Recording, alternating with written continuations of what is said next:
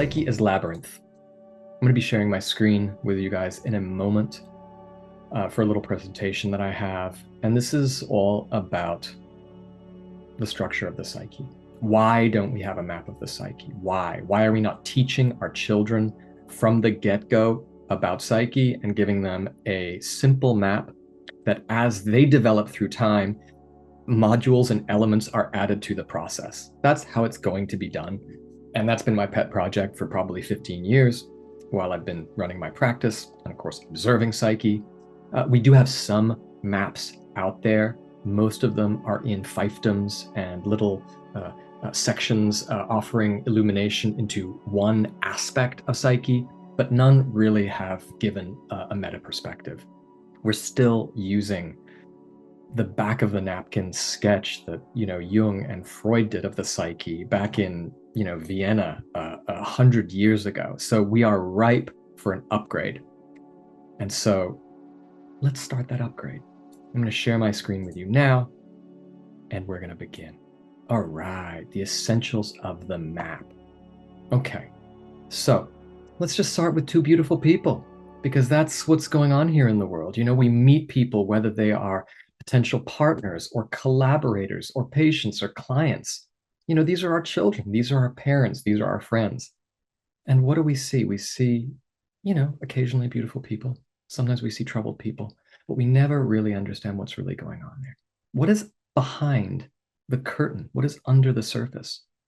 And so let's begin with just a very simple first draft of what a map of the psyche might offer us. Well, you got source, whatever you want to call it, God, Allah, Yahweh, it doesn't really matter. There is a place from whence we all sprung.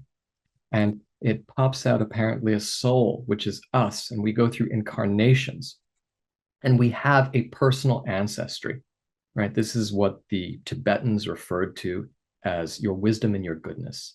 It's the only thing that transmigrates through incarnations, right? I love that. I mean, I don't know if it's exactly true or not. It does not matter. One thing I have found is that we do come in with a kind of nature, right? Which I'll be talking about a little bit later. We do come in with some kind of pre-installed characteristics and perhaps even some pre-installed traumas, which can only be explained from, past incarnations. So we have a soul, it arrives, we have a personal ancestry, and we have a father and mother, right? And with that father and mother, they give us a biological body, and that becomes our home in this lifetime, right? In that body, we also introject epigenetic elements from our grandfather and our grandmother on both sides, right? So we have a lot of influences from people from the get-go. And we also have the influences from that biological body from our maternal ancestry and our paternal ancestry. So sometimes I like to make the joke that it's not the Father, the Son, and the Holy Spirit. It's the Father, the Mother, and the Son. These are the three branches that come through into the body and make us who we are, right? Our personal ancestry, our paternal ancestry, our maternal ancestry. And then, of course, yes, we can be, as I've said in my introduction, we can be possessed, and we must be possessed by one spirit or another. In the Greek times, you would have been possessed by an archetype of Mars or Venus or Jupiter or Athena or Aphrodite. It doesn't matter. But what's most important is to recognize that whether we like it or not, we're going to be possessed when we are triggered in certain ways. And we're going to be possessed just as a result of our idiosyncratic attunement and alignment to certain archetypes. And if we haven't illuminated those, and you could say deprogrammed the default settings, they're just going to happen automatically whether we like it or not, and we will end up saying it's just the way I am when it's not.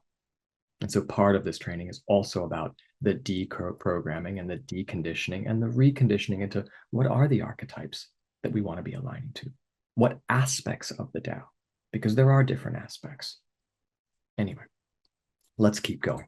Within the body, of course, we have the unconscious. We're going to be definitely getting into that in great detail. To some degree, you can almost look at the unconscious It's like a rubbish heap in some ways, and it's also a gateway to great wisdom and great knowledge.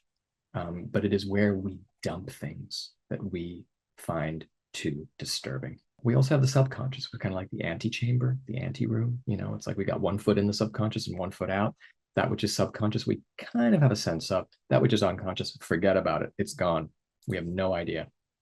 Into there, and I'm going to go a little bit past this really quickly because we're not going to be focusing too much on the elements, and this is only a cursory overview. But we've also got the internalized mother and father, as I've said, which makes us our inner masculine and feminine, what the Jungians called the inner animus and anima. And it just goes on. And of course, we do integrate culture as well. And this is the labyrinth, right? This is the labyrinth.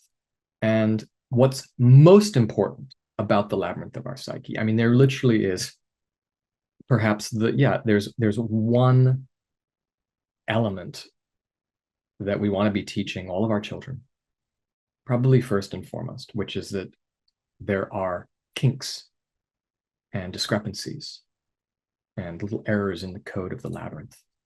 And here is one of the first renderings of that kink, that trauma, right? The minotaur. And for those of you who don't know, I won't go into a detail, but the minotaur was essentially a monster that was a representation of the trauma of a king back in ancient Greece who did not listen to the invitation of one of the gods, Poseidon being the avatar of the unconscious back then for the Greeks, right? Poseidon is the ocean is the unconscious, it's the emotional depths within us. Poseidon said to Minos, if you sacrifice this bull, all the lands will be yours.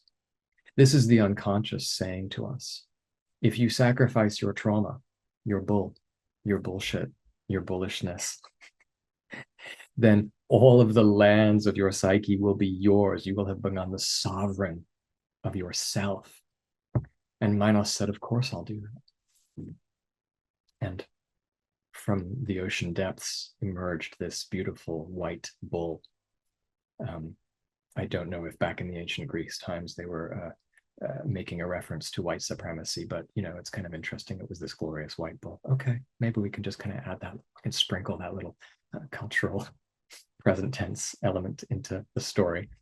And Minos saw this glorious, luminous bull, and he fell in love with it. He fell in love with his bullshit. He could not sacrifice. He could not, the etymology of the word sacrifice, make it sacred. He could not take a knife to his bullshit and cut it out. And so he kept it. And what we are told is that he sacrificed a lesser animal instead. So what that really means is that, instead of cutting out his cocaine habit, he kind of went vegan for a few weeks. Instead of actually addressing his alcoholism or his, road rage, he just kind of cut down on his smoking habit. I mean, he continued the bullshit. And I won't get into more of the details, but the point is that the Minotaur was born. I will say one thing that's interesting. As I say this story, I'm like, God, there's so many parts. I'm a mythologist, so I love all of the elements that came through in this story. What basically happened was that the Minotaur was born from his wife, and his wife's name is Pacify, which of course is the root to pacify. So even the wife, right, was complicit in the bullshit of the husband, which is always the case. I mean, the whole family is always complicit in whatever is happening there. And one of the most important elements of empowering the family is to make them realize how, where, why, and to address it. And in Pacify's case, which is why she was given the name Pacify, she accommodated the bullshit of her husband. And so together, they gave birth to the Minotaur, the trauma. And we are told that every single year, the Minotaur had to be fed. I think it was something like 7 young, virgin boys and 7 young virgin women. And what this really means is 7-fold of your vitality on both the masculine side and the feminine side. 7-fold will be sacrificed as a result of unhealed trauma.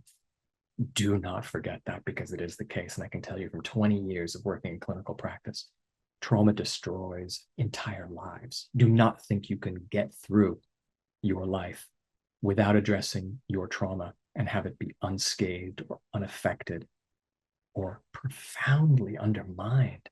And that's the big irony, is that most of this stuff is unconscious. And I'll get to that. I'm going to repeat this over and over and over again.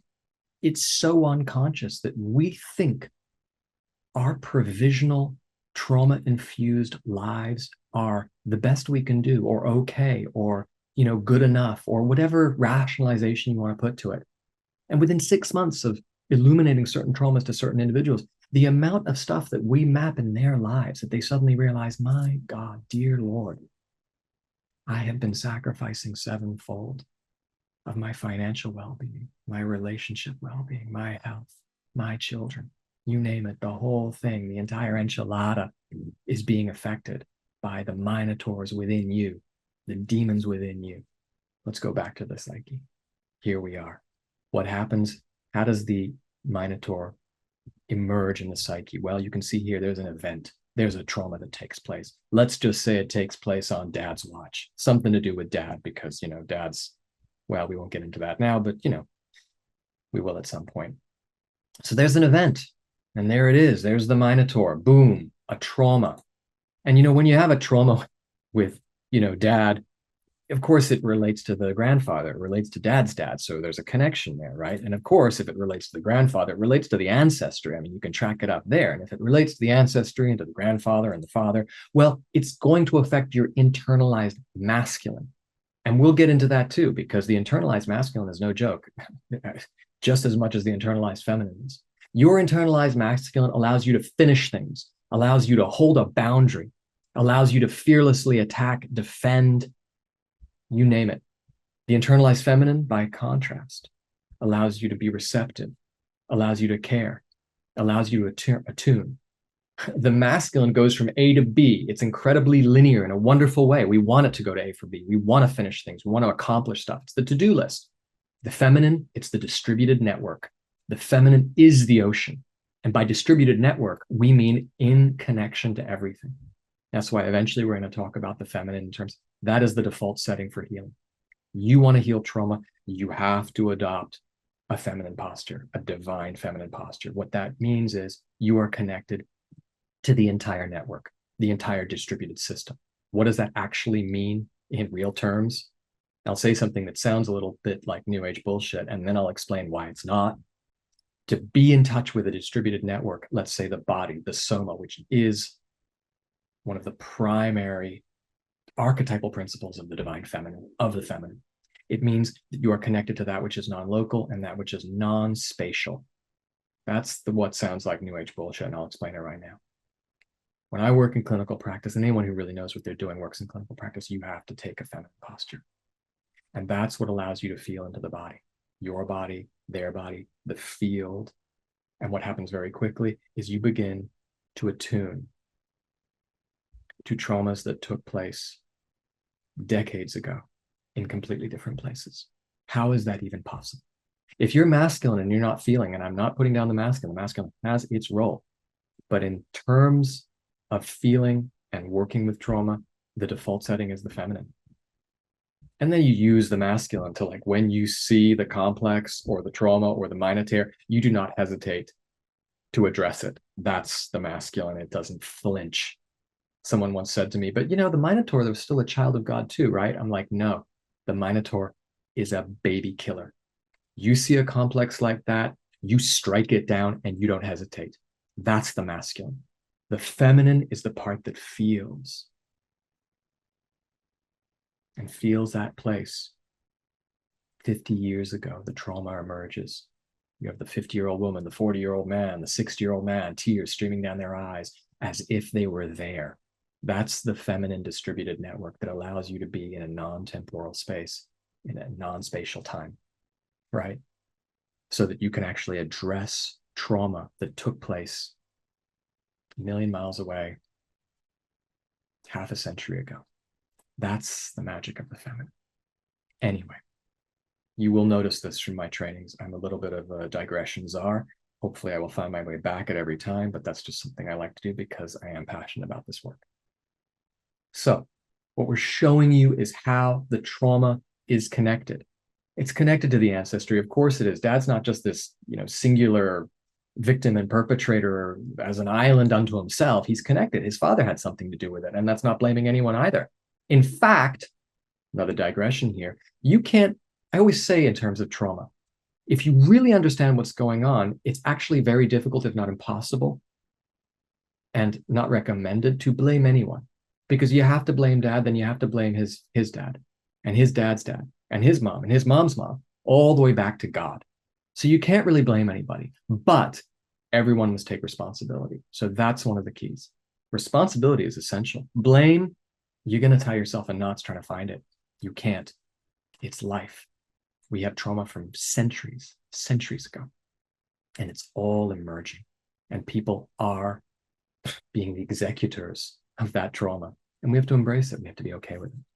So, paternal ancestry, father, mother, it affects the internalized father. Of course it does, which means it affects the inner balance of masculine and feminine within you.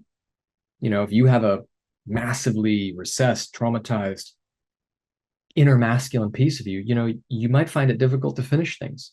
You might be the writer who never finishes the book, or the painter who never finishes the work, or the musician who never finishes the song and puts out the album. The masculine finishes, right? Excessive feminine goes on forever. If you have wounding on the feminine, you might not be able to feel. That distributed network, that ability to somatize yourself, and you might be terrified of emotion. And then you would hide out in your masculine.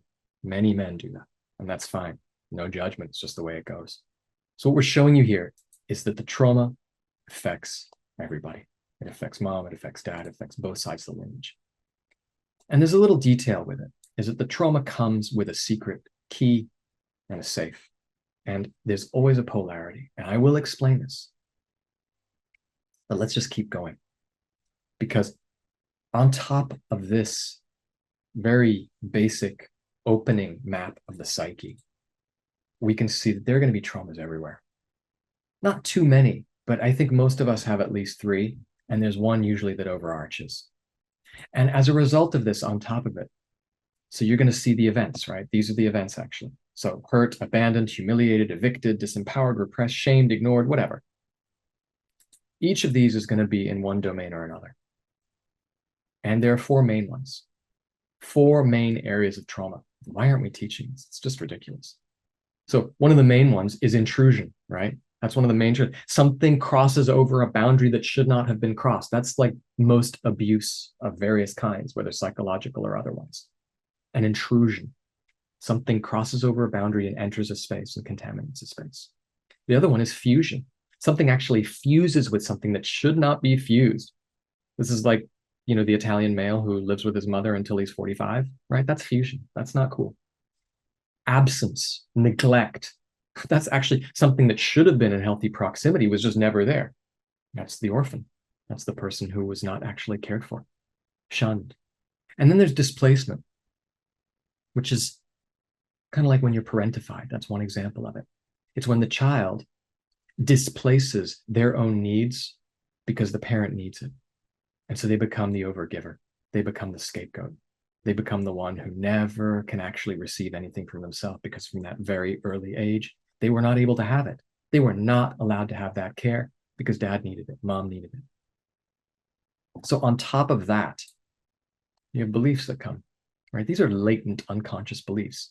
Some of them are in the implicit memory, right? I mean, they're deeply, deeply unconscious, and you can't actually understand them or identify them except by their secondary and tertiary effects and behaviors in life. So those beliefs are in there, and they will run energetic patterns that will also, well, let's keep going. I mean, I'm going to explain it to you, but they'll affect chakras, they'll affect organ systems. These energetic patterns start off at the energetic level, and they ratchet down to the physiological. And I've worked in chronic illness now for, going on 12, 13 years. So I've seen this repeatedly. Hashimoto's, the voice, right? Self-censorship, when you introject the censorship that was imposed upon you as a child.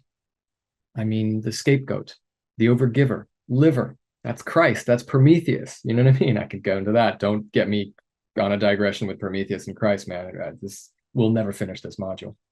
Anyway, You've got the beliefs. On top of the beliefs, you've got, the introjections and the projections. Usually the child introjects, if something happens to the child, it's always their fault. I introject, it's my fault. Something happens to the adults, someone else's fault. They project, right? On top of that, you have unresolved emotions. This is, the result of all of this is just ongoing guilt, shame, anger, loneliness, unlived joy. On top of that, you'll have a conflict style that gets developed, and one that will get marginalized. You have people who can only freeze.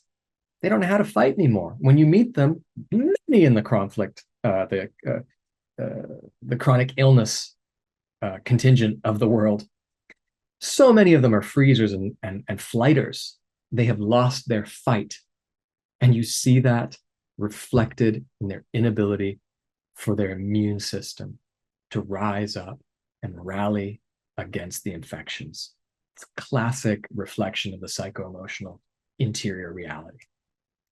On top of the conflict styles, yes, you have the chakras. All of this will affect certain chakras, take certain, sexual trauma, endometriosis, it just goes on and on and on. I also think like the heart disease, how many times have I seen heart disease related to unlived mission, to literally walking a life that pains your heart, that you're doing because you think you should, or your dad told you should, or because you just weren't told anything different, because you fell into a profession for 30 years. It's like at some point your heart's just going to be like, get fucked. Excuse my French, but you should all know this by now. If you're going to do a training with me, there are going to be a few F-bombs. For those of you with a sensitive nervous system, please forgive me. On top of that are the organ systems, right? So everything, it's one transparency after another. This is the body mind. And it's a very basic, rough and ready version of it, but I want you to see it just to start. Here is actually, I'll give you a quick gauge of what a meta map might look like, but we're not going to get into that just yet. That's my little pet project that will come out in the next training. Most of this is unconscious, right? All of this, as I've just mentioned. Let's face it, it's unconscious. It's the labyrinth. And there we are fighting the minotaur. And what do we see? We just see these two beautiful people. That's all we see. That's it. And all of that is going on. I say this to practitioners when I teach them in the transdisciplinary healer training. This is the client. And all of that stuff is going on behind it. It's unbelievable. And we don't see it. We don't notice it. How do we notice it? As I said, secondary and tertiary effects. Behavior. Do they arrive late to this session? I'll give you one for once again, one of the biggest contingents in the chronic illness world is the overgiver, the scapegoat. I know that one like the back of my hand. And I'll tell you one of the stories that really just illuminated everything for me with the scapegoat. It happened several times. I walked into the waiting room, see this, dear soul sitting there with like bags of, hundreds of dollars of supplements. They have gone through hell, man. Because when I was working at the clinic that I was at, this was not the first place that people went. This was like the last place that people went. People went through conventional medicine. They went through a million different things. They finally found themselves with us. And God bless all the doctors there. It was an incredible place. And this person would look exhausted. This is the overgiver, right? The overgiver. I wrote an ebook about this. Forbidden to receive, compelled to overgive. And I would walk up, I would see them, and I would walk up and I would say, are you ready to come on in, for the session? And they would look up at me and they would say, yes. And I would say, can I help you with your bags? And I would watch this person exhausted from years of chronic illness. They would build themselves up like, God damn it, no, I'm not going to accept that help. And they would rise up and be like, I'm fine. And they would grab their 10 bags and they would walk back to my office while I just kind of sauntered on my own. I realized, wow, there it is. This identity of the overgiver is completely unconscious condition. And how many of those individuals did I work with? Many, and I still do. And I love that particular individual because I tell you, the world is going to be saved, in my opinion, by the oversensitives and the empaths and the overgivers. There's nothing better than when two overgivers get together. I have a lot of friends who are overgivers. I'm a recovering overgiver in that place. You get two overgivers together, it's fabulous. Everybody's happy because we're always caring for each other.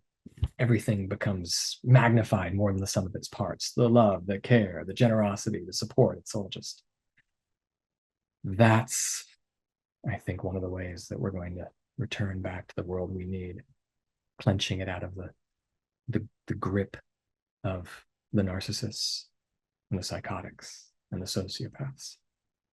And in a way, that's what this training is, as a kind of Trojan horse.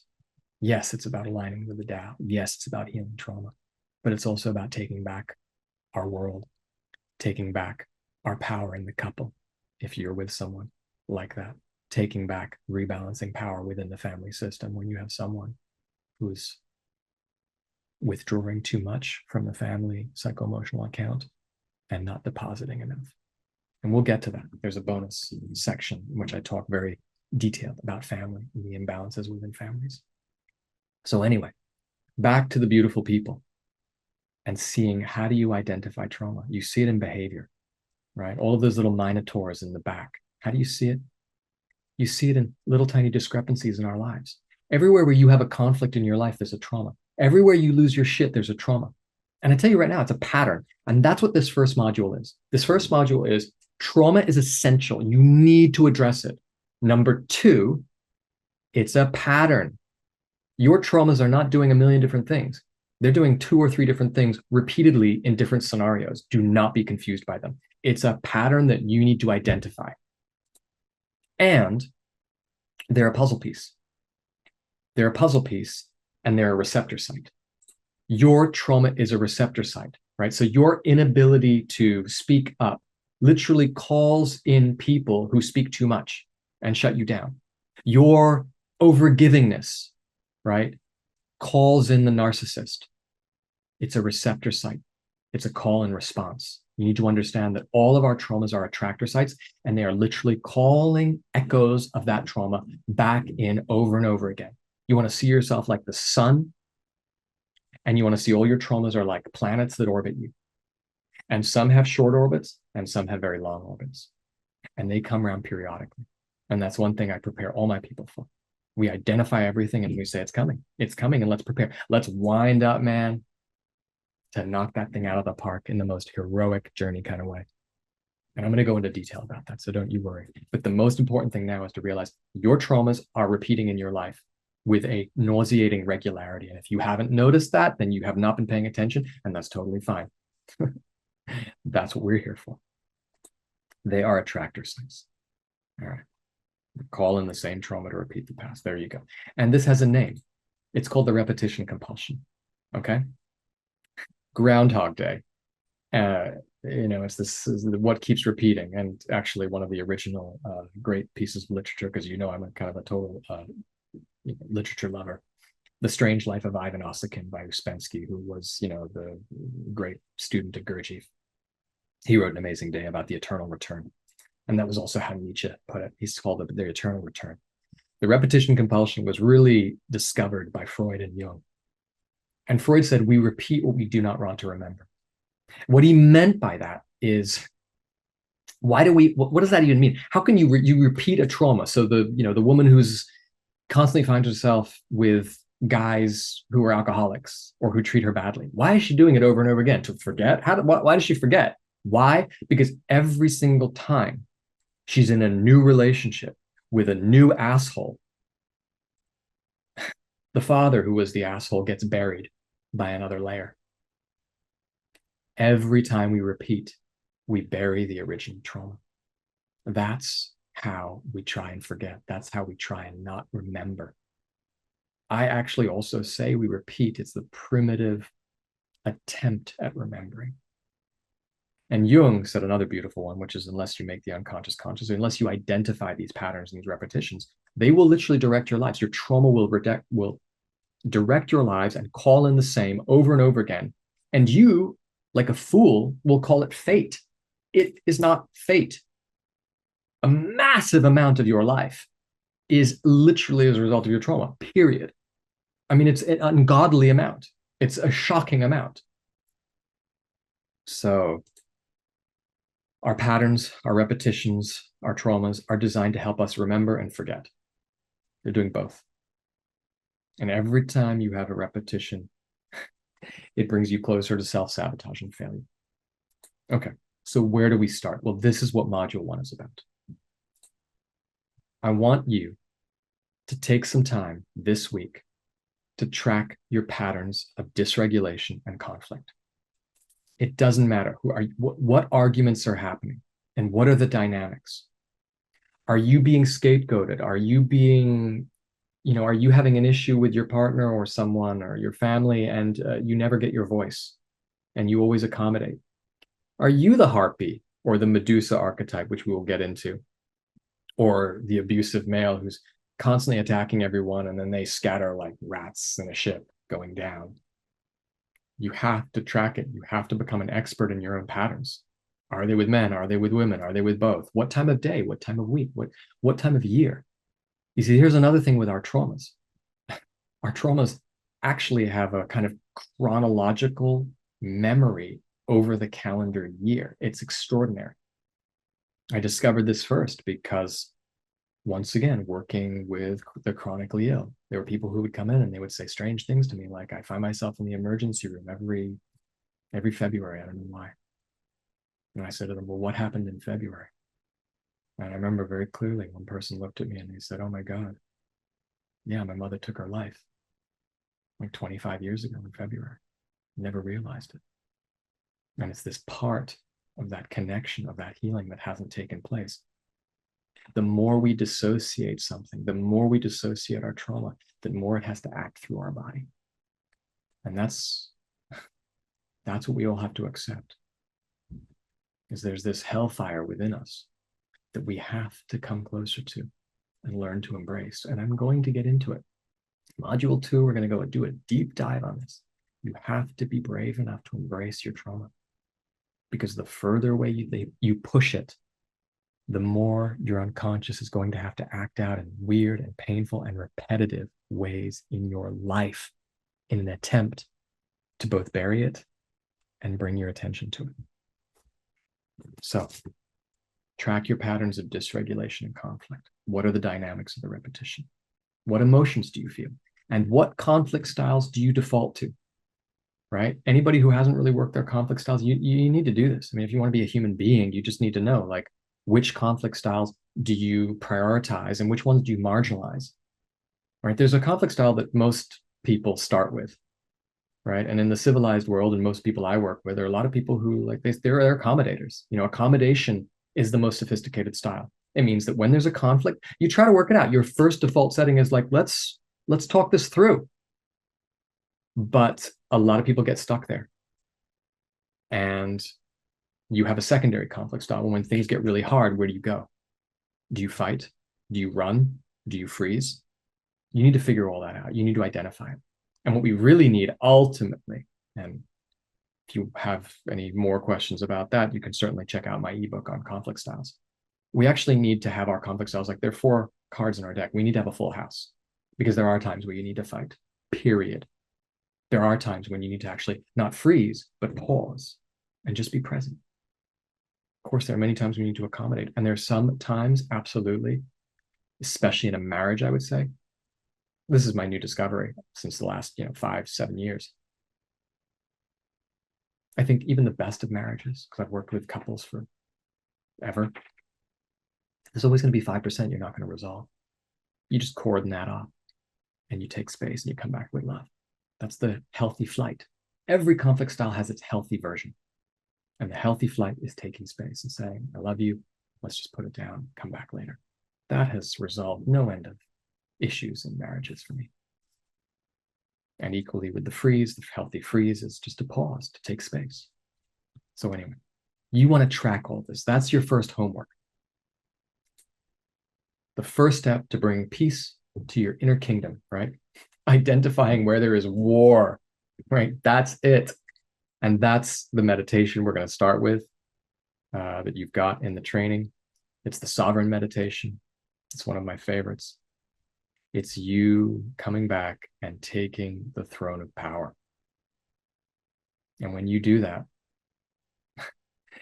within you, you're going to find that there are warring factions, there are sub-personalities. Your whole internal kingdom is a mess. You are not sitting on the throne. You have not untangled certain skirmishes. You certainly have not addressed certain traumas. And when you sit on that throne, what you will find and what I'm going to teach you is to notice that the rightful place of the sovereign is to sit on the throne and basically rule. That's what sovereigns do. And what are you ruling? You're ruling yourself. And it doesn't mean that you're a tyrant or you just order people around. No, you listen. You tell everyone who's screaming in the inner sanctum of the king's chamber or the queen's chamber. You tell everyone, take a line, take a ticket. And they take a ticket. And one after another, you deal with them. And what you will find is if you are quiet and you do this sovereign meditation, you keep coming back to the body, you're going to have a line every morning. And if you do it for, a few months at a time, you are going to resolve things. And then eventually, you'll show up in the morning and you might have one person who needs help. Because that's what the sovereign does. That's what ruling really is. The sovereign is there and they listen to the problems of the people and they love the people. And the people are our sub-personalities, our traumas, our inner children, our different aspects, our emotional states, our conflict styles. These are all our people. And they come to us and they say to us, you're not regulated in this situation. You haven't spoken to that person correctly. That one over there is taking advantage of you. All of this comes to you in what I sometimes also refer to as the executive meditation. Business people love this one because it gives you such a bird's eye view of what's going on in the organization. So, homework number 1, I want you to track your patterns. And we'll continue with everything in module 2. I look forward to seeing you there.